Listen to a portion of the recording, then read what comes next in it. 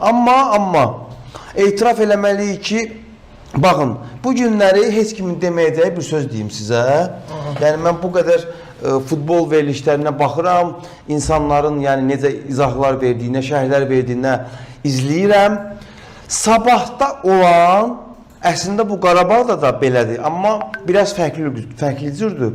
Sabahda olmayan və sabahda olan digər komandalarda olmayan bir məqama toxunmaq istəyirəm. Bu da nədən ibarətdir? Gəlin sabahın orta xəttini və hücum xəttini sayaq.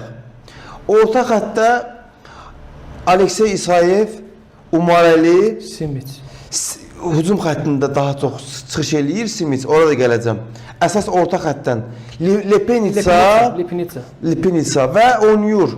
Simic, Xəyal, bir də Mauda. Bu Lepenica'nın çıxmaq şərtindən əslində bu bazarı onda da var. Bütün bu saydığımız futbolçuların ortaq bir cəhəti var. O da birə-birdə oyuncu keçmə.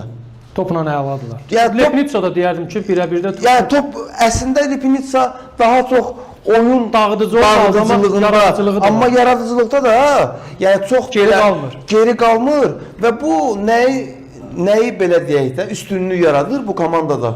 Sən əgər sabahı pressing edirsənsə, o oyuncu keyfiyyəti imkan verir ki, o topla manevr eləyərək o pressingi qırasan.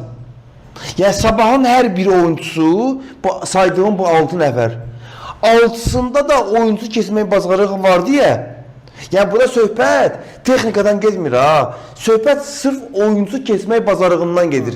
Yəni birə-birdə onsuz da Simic olsun, Xəyal olsun, Mauda olsun, bunlar çox sürətlidirlər.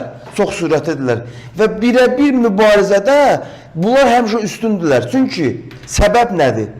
Səbəb odur. Məsəl üçün, rəqib müdafiəsi həm sürətli, həm texnikalı futbolçu görəndə istər-istəməz belə deyək də, hücuma çıxanda ehtiyatlı olur, pozisiya seçəndə ehtiyatlı olur. Çünki bunu rəqib sənə məcbur eləyir ehtiyatlı olmağa.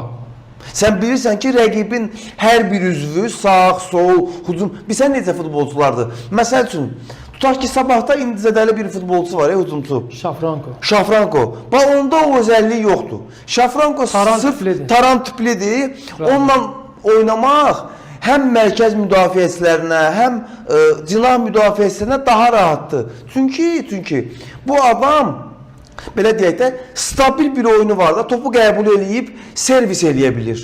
Amma Xəyal Əliyevdə o yoxdur. Amma Şimicdə o yoxdur. Amma Maudada o yoxdur. Birə-birdə bu futbolçuların çox gözəl dribling bacarıqları var, sürətləri var və bunun hesabına, bu saydığım əsas məqamdır bu sabahın oyununda. Bunun hesabına sabah digər komandalardan seçilir.